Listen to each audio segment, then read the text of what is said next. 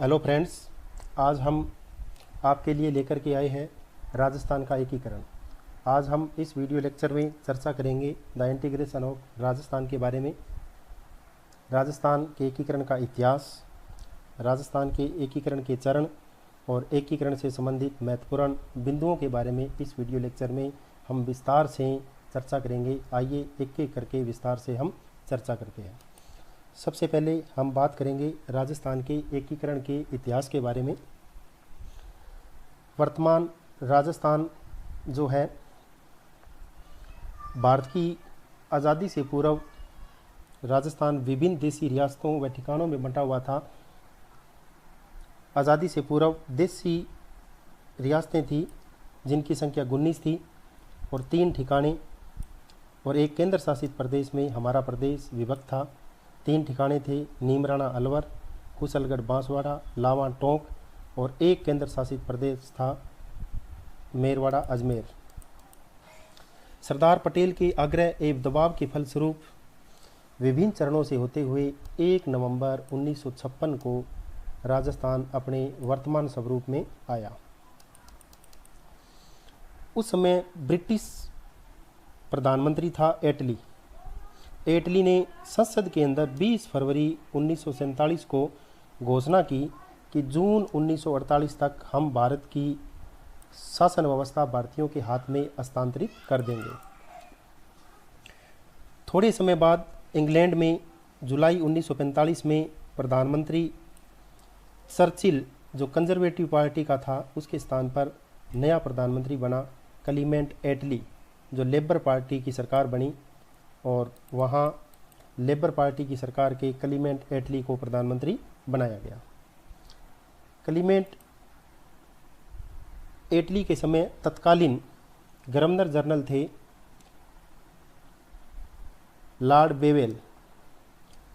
तो Lord Wavell को वापस इंग्लैंड बुला लिया गया और लॉर्ड बेवेल के स्थान पर लॉर्ड माउंटबेटन को भारत का वायसराय बना करके भेजा गया। लॉर्ड माउंटबेटन ने देश में सांप्रदायिक उन्माद से बचने के उद्देश्य से सत्ता को अति शीघ्र हस्तांतरित करने का फैसला कर लिया। जैसे ही ब्रिटिश सरकार की पुष्टि हुई, यानी ब्रिटिश सरकार की पुष्टि के बाद लॉर्ड माउंटबेटन ने 4 जून 1947 को भारत के विभाजन की घोषणा कर दी। तुरंत फैसला ले लिया लॉर्ड माउंटबेटन ने और ब्रिटिश सरकार ने इस फैसले की पुष्टि भी कर दी। आगे चलकर ये जो फैसला लिया गया, इस फैसले में ब्रिटिश सरकार ने 15 अगस्त 1947 को सत्ता हस्तांतरित करने की शर्त रख दी कि हम 15 अगस्त 1947 को भारत की जो सत्ता है वो हम उसको उनके हाथ में हस्तांतरित कर देंगे। परंतु देशी रियासतों को यह अधिकार दिया गया कि वो या तो भारत के अंदर विलय हो या पाकिस्तान में विलय हो अथवा दोनों में विलय ना होकर के स्वतंत्र रियासत भी अपनी रख सकती है, अपना स्वतंत्र अस्तित्व भी रख सकती है। इस प्रकार उनकी योजना रही। इसके बाद भारत स्वतंत्रता अधिनियम 1947 की धारा 8 के तहत भारत 15 अगस्त 1947 को आज़ाद हो गया और इस आज़ादी के बाद देशी रियासतों के मसले को हल करने के लिए 5 जुलाई 1947 को सरदार वल्लभ भाई पटेल के नेतृत्व में रियासती विभाग की स्थापना की गई।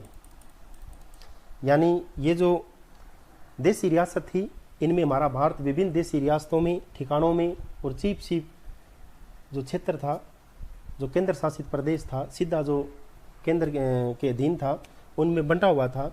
इन सबको एक करने के उद्देश्य से रियासती विभाग की स्थापना की और उस विभाग का सचिव बनाया गया वीपी मेनन को। सरदार पटेल ने स्पष्ट कर दिया था कि देशी रियासतें 15 अगस्त 1947 से पूर्व ही भारत में विलीन हो जाए। देशी रियासतों को विलीन होने के लिए 3 विषय रखे गए उनके सामने कि रक्षा, संचार और विदेशी जो मामले हैं वो भारत को देशी रियासतें सौंप दे और शेष विषयों के ऊपर आंतरिक मामलों में वो स्वतंत्र हो। इस प्रकार की कंडीशन रखी गई। आइए अब हम एकीकरण के चरण के बारे में जानते हैं। तो राजस्थान का एकीकरण जो है वो 7 चरणों के अंदर पूरा हुआ। यह प्रक्रिया 18 मार्च 1948 से शुरू हुई, जो 1 नवंबर 1956 को पूरी हुई। और इस प्रकार राजस्थान के एकीकरण में कुल 8 वर्ष 7 माह और 14 दिन का समय लगा। आइए हम एक एक चरण को जानने की कोशिश करते हैं। पहला जो चरण था उसका नाम रखा गया मत्स्य संघ, और इसकी स्थापना 18 मार्च 1948 को की गई और इसकी राजधानी बनाया गया अलवर को। सेकंड चरण राजस्थान संघ 25 मार्च 1948 और इसकी राजधानी कोटा बनाई गई। थर्ड चरण संयुक्त राजस्थान 18 अप्रैल 1948 और इसकी राजधानी उदयपुर को बनाया गया। चौथा चरण वृद्ध राजस्थान नाम रखा गया। 30 मार्च 1949 को इसकी स्थापना की गई और इसकी राजधानी जयपुर बनाई गई। पांचवा चरण संयुक्त वृद्ध राजस्थान 15 मई 1949 को इसकी स्थापना की गई और जयपुर इसकी राजधानी बनाई गई। छठा चरण राजस्थान 26 जनवरी 1950 और जयपुर इसकी राजधानी बनाई गई। सातवां चरण वर्तमान जो राजस्थान है वो 1 नवंबर 1956 को पूरा हुआ और इसकी राजधानी जयपुर बनाई गई, जो अब तक वर्तमान में कार्यरत है। तो इस प्रकार ये थे राजस्थान के एकीकरण के चरण। आइए अब हम एक एक चरण को विस्तार से जानने की कोशिश करते हैं। सबसे पहले हम चर्चा करेंगे प्रथम चरण के बारे में। एकीकरण का जो प्रथम चरण था उसका नामकरण दिया गया मत्स्य संघ। 18 मार्च 1948 को स्थापना और इसकी राजधानी अलवर।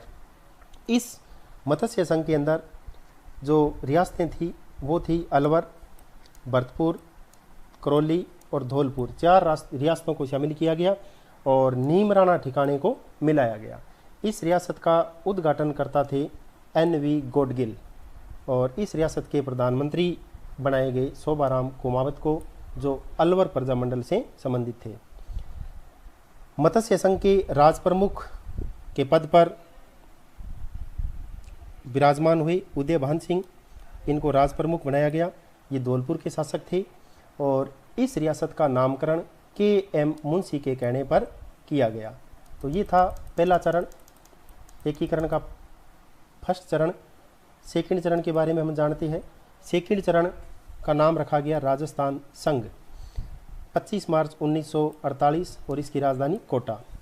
इसमें कोटा, बूंदी, झालावाड़, बांसवाड़ा, टोंक, प्रतापगढ़, शाहपुरा, किशनगढ़, डूंगरपुर रियासतों को मिलाया गया और इसके साथ कुशलगढ़ ठिकाने को भी मिलाया गया। इसका उद्घाटन भी NV गोडगिल के द्वारा किया गया और इसके प्रधानमंत्री बनाए गए राजस्थान संघ के गोकुल लाल ओसावा को, जो शाहपुरा रियासत के थे, और इसके राज प्रमुख बनाए गए भीम सिंह को, जो कोटा नरेश थे, और इसके उपराज प्रमुख बनाए गए बहादुर सिंह को, जो बूंदी के नरेश थे। तो इस प्रकार ये दूसरा चरण पूरा हुआ। आइए थर्ड चरण के बारे में हम जानते हैं। तीसरे चरण का नामकरण किया गया संयुक्त राजस्थान। 18 अप्रैल 1948 को इसकी स्थापना की गई। उदयपुर इसकी राजधानी बनाई गई और इस संयुक्त राजस्थान के अंदर जो राजस्थान जो संघ था उसमें उदयपुर रियासत को मिलाया गया और इसका उद्घाटन किया गया पंडित जवाहरलाल नेहरू के द्वारा और इसके प्रधानमंत्री बनाए गए माणिक्यलाल वर्मा को, जो उदयपुर रियासत के थे। राज प्रमुख बनाया गया भोपाल सिंह को, जो उदयपुर नरेश थे। उपराज प्रमुख बनाया गया भीम सिंह को, जो कोटा के नरेश थे। तो ये था तीसरा चरण। आइए चौथे चरण के बारे में जानते हैं हम। चौथे चरण को नाम दिया गया वृद्ध राजस्थान। 30 मार्च 1949 को इसकी स्थापना की गई और जयपुर इसकी राजधानी बनाई गई और इसमें 4 बड़ी रियासतों को शामिल किया गया, जिसमें जयपुर, जोधपुर, जैसलमेर और बीकानेर, ये 4 रियासतों को इसके अंदर मिलाया गया। ये चारों ही रियासतें बड़ी रियासत थी और इस रियासत का उद्घाटन किया गया सरदार वल्लभ भाई पटेल के द्वारा और इसके प्रधानमंत्री बनाए गए हीरालाल शास्त्री को और राज प्रमुख वृद्ध राजस्थान के बनाए गए स्वाई मान सिंह को। चौथे चरण से स्वाई मान सिंह को राज प्रमुख का पद परमानेंट दिया गया और उप राज प्रमुख बनाए गए भीम सिंह जो कोटा नरेश थे, और एक नया पद सर्जित किया गया महाराज प्रमुख का, और भोपाल सिंह को महाराज प्रमुख बनाया गया जो उदयपुर के नरेश थे। तो ये था चौथा चरण। आइए अगले चरण के बारे में हम जानते हैं, पांचवें चरण के बारे में। एकीकरण का जो पांचवा चरण था उसका नाम रखा गया संयुक्त वृद्ध राजस्थान। इसकी स्थापना की गई 15 मई 1949 को और इसकी राजधानी बनाई गई जयपुर को। और वृद्ध राजस्थान के अंदर मत्स्य संघ को मिलाया गया डॉक्टर शंकर राव देव समिति की सिफारिश पर। यानी पांचवें चरण के अंदर मत्स्य संघ को मिला लिया गया और इस मत्स्य संघ को मिलाने के लिए एक समिति बनाई गई थी डॉक्टर राव देव समिति, उसकी सिफारिश पर इसको शामिल कर लिया गया। इस पांचवें चरण के अंदर प्रधानमंत्री पद को समाप्त कर दिया गया और मुख्यमंत्री पद का सर्जन किया गया, यानी मुख्यमंत्री पद को सर्जित किया गया और प्रथम मुख्यमंत्री बने हीरालाल शास्त्री। और इसके जो राज प्रमुख थे वो बनाया गया सवाई मान सिंह द्वितीय को, और प्रथम मुख्यमंत्री हीरालाल शास्त्री को शपथ राज प्रमुख मान सिंह के द्वारा दिलाई गई। यानी जो राज प्रमुख थे सवाई मान सिंह, उन्होंने प्रथम मुख्यमंत्री जो हीरालाल शास्त्री थे उनको शपथ दिलाई। इससे पूर्व जो 4 चरण थे उसके अंदर प्रधानमंत्री का पद हुआ करता था और पांचवें चरण से प्रधानमंत्री के पद को समाप्त करते हुए उसके स्थान पर मुख्यमंत्री के पद को सर्जित किया गया। आइए छठे चरण के बारे में हम जानते हैं। छठे चरण में इसका नामकरण किया गया राजस्थान और इसकी स्थापना जनवरी 1950 में की गई और इसकी राजधानी जयपुर को बनाया गया। संयुक्त वृद्ध राजस्थान के अंदर सिरोही का जो अब्बू देलवाड़ा क्षेत्र था उसको छोड़ करके सिरोही को मिलाया गया। यानी सिरोही का जो अब्बू और देलवाड़ा क्षेत्र था उसको छोड़ दिया और बाकी सिरोही रियासत को इसके अंदर मिला लिया गया। और इसके मुख्यमंत्री हीरालाल शास्त्री थे, राज प्रमुख वही सवाई मान सिंह द्वितीय, उनको परमानेंट राज प्रमुख का पद दिया गया। और 26 जनवरी 1950 को हमारा संविधान लागू हुआ, इसलिए राजस्थान को विधिवत नाम दिया गया, यानी राजस्थान का विधिवत नामकरण किया गया। छठे चरण से राजस्थान का विधिवत नामकरण किया गया, जो वर्तमान राजस्थान है उसका नाम दिया गया। इस राजपूताना क्षेत्र था, इसको विभिन्न नामों से जाना जाता था। अंतिम जो इसका चरण था वो 1 नवंबर 1956 को पूरा हुआ। यानी 1 नवंबर 1956 को वर्तमान हमारा जो राजस्थान है ये बना। और ये जो वर्तमान राजस्थान बना उस समय हमारे 26 जिले हुआ करते थे। तो राजस्थान में सिरोही का जो अब्बू देलवाड़ा क्षेत्र था बचा हुआ, उस भाग को मिला लिया गया। अब्बू देलवाड़ा जो भाग था सिरोही का उसको भी इसमें 7वें चरण में शामिल कर लिया। और अजमेर मेरवाड़ा जो प्रदेश था उसको भी शामिल किया गया। इसके अलावा मध्य प्रदेश का जो मंदसौर जिला है वहाँ का क्षेत्र था सुनेल टप्पा, उस क्षेत्र को राजस्थान में जोड़ा गया। और झालावाड़ का क्षेत्र था सिरोंज, उसको मध्य प्रदेश को वापस लौटा दिया गया। यानी 7वें चरण के अंदर सिरोही का अब्बू देलवाड़ा क्षेत्र मिलाया गया, अजमेर मेरवाड़ा केंद्र शासित प्रदेश मिलाया गया। इसके अलावा मध्य प्रदेश मंदसौर जिले का सुनेल टप्पा को जोड़ा गया और झालावाड़ का सिरोंज क्षेत्र मध्य प्रदेश को वापस दिया गया। और इसके मुख्यमंत्री बने मोहनलाल सुखाड़िया। राज प्रमुख की जगह राज्यपाल का पद सर्जित कर दिया गया। यानी राज प्रमुख का पद है वो 7वें चरण में समाप्त कर दिया गया और इसके स्थान पर राज्यपाल का पद सर्जित किया गया। और राज्यपाल प्रथम हमारे जो राज्यपाल बने वो थे गुरुमुख निहाल सिंह प्रथम हमारे राज्यपाल बने। तो ये थे राजस्थान के 7 चरण। तो आइए अब हम राजस्थान के एकीकरण से संबंधित महत्वपूर्ण जो बिंदु है उसके बारे में हम चर्चा करते हैं, जो एग्जाम की दृष्टि से बहुत महत्वपूर्ण है। राजस्थान की सबसे पुरानी जो रियासत थी वो थी मेवाड़। सबसे नवीन रियासत, एकमात्र रियासत जिसका निर्माण अंग्रेजों ने किया वो थी झालावाड़। क्षेत्रफल की दृष्टि से सबसे बड़ी रियासत मारवाड़ थी। जनसंख्या की दृष्टि से सबसे बड़ी रियासत जयपुर थी। और जनसंख्या और क्षेत्रफल दोनों की दृष्टि से सबसे छोटी जो रियासत थी वो थी शाहपुरा रियासत, और लावा ठिकाना को जयपुर रियासत में मिलाया गया 19 जुलाई 1948 को। यानी जो लावा जो ठिकाना था उस ठिकाने को जयपुर रियासत के अंदर मिला लिया गया 19 जुलाई 1948 को। तो ये थे महत्वपूर्ण बिंदु एकीकरण से संबंधित। आइए कुछ और महत्वपूर्ण बिंदु जानते हैं हम। राजस्थान की एकमात्र मुस्लिम रियासत थी टोंक, और भरतपुर और धौलपुर रियासत जो थी वो जाटों की रियासत थी। इसके अलावा अन्य जो सभी रियासतें थी वो सारी राजपूतों की रियासतें थी। विल्य पत्र पर हस्ताक्षर करते हुए किसने कहा कि मैं अपने डेथ वारंट पर हस्ताक्षर कर रहा हूं? तो ये कथन कहा था बांसवाड़ा के राजा चंद्रवीर सिंह ने। भारत विलय पत्र पर हस्ताक्षर करने वाले प्रथम शासक थे, यानी भारत विलय पर हस्ताक्षर करने वाले प्रथम जो शासक थे वो बीकानेर के नरेश थे शार्दुल सिंह। बीकानेर के जो नरेश शार्दुल सिंह थे उन्होंने भारत विलय पत्र के ऊपर सबसे पहले हस्ताक्षर किए थे। रियासती विभाग की स्थापना कब की गई? तो रियासती विभाग की स्थापना की गई 5 जुलाई 1947 को, और इसका अध्यक्ष बनाया गया सरदार वल्लभ भाई पटेल को, और इसके सचिव थे वीपी मेनन। यानी इसी रियासती विभाग ने राजस्थान को एक करने का काम किया था। स्वतंत्रता प्राप्ति के बाद भारत में कितने श्रेणी के राज्य थे? तो स्वतंत्रता प्राप्ति के बाद भारत में 3 श्रेणी के राज्य हुआ करते थे, ए, बी और सी। यानी ये 3 श्रेणियां थी अलग अलग, जिसमें सीधा केंद्र का आधिपत्य था, कुछ देसी रियासतें थी, कुछ चीप रियासतें थी। इस प्रकार की 3 श्रेणियां बंटी हुई थी।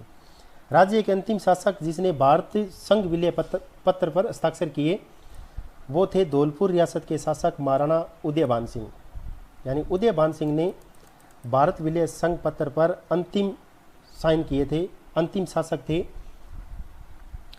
राजस्थान के एकीकरण में कुल जो समय लगा वो लगा 8 वर्ष 7 माह और 14 दिन। 7वें संविधान संशोधन अधिनियम 1956 के तहत सभी राज्यों का पुनर्गठन किया गया। यानी जो 7वां संविधान संशोधन अधिनियम 1956 था उसके तहत सभी राज्यों का पुनर्गठन किया गया, और जिसमें 1 नवंबर 1956 को राज्यों की बी और जो सी श्रेणी थी उनको समाप्त कर दिया गया। केवल राज्य और केंद्र शासित प्रदेश बनाए गए, और राज प्रमुख का पद समाप्त करके राज्यपाल पद का सृजन किया गया। यानी राज प्रमुख का पद समाप्त कर दिया, उसके स्थान पर राज्यपाल का पद रखा गया। तो ये थे हमारे महत्वपूर्ण प्रश्न। कुछ और जानने की कोशिश करते हैं। महत्वपूर्ण बिंदु, कौन से राजा अपनी रियासत को एक स्वतंत्र रखना चाहते थे? तो जोधपुर के शासक थे हनुमंत सिंह, जो अपनी रियासत को स्वतंत्र रखना चाहते थे। देशी राज्यों को आत्मनिर्णय का अधिकार कब प्राप्त हुआ? तो देशी राज्यों को आत्मनिर्णय का अधिकार प्राप्त हुआ भारत स्वतंत्रता अधिनियम 1947 की धारा 8 के तहत। भारत स्वतंत्रता अधिनियम 1947 की धारा 8 के तहत इनको आत्मनिर्णय का अधिकार प्राप्त हुआ देशी रियासतों को। मत्स्य संघ को किसकी सिफारिश पर वृद्ध राजस्थान में मिलाया गया? तो शंकर राव देव की समिति बनाई गई थी, शंकर राव देव समिति, उसकी सिफारिश पर मत्स्य संघ को वृद्ध राजस्थान के अंदर मिलाया गया। तो आशा करते हैं ये वीडियो लेक्चर आपको पसंद आया होगा। अगर ये वीडियो लेक्चर आपको पसंद आया हो तो इसको मैक्सिमम लाइक, शेयर और सब्सक्राइब करें, और हमारे ताज़ा अपडेट जानने के लिए बेल आइकन को प्रेस करें। Thanks for watching this video.